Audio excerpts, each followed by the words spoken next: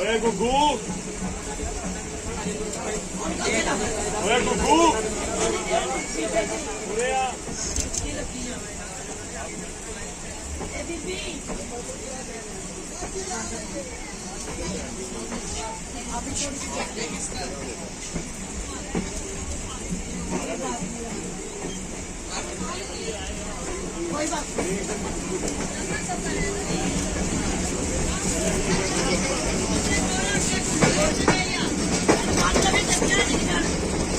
दोस्तों वीडियो को लाइक कीजिए, शेयर कीजिए, कमेंट कीजिए और अगर अभी आपने चैनल सब्सक्राइब नहीं किया तो चैनल को सब्सक्राइब कर लें।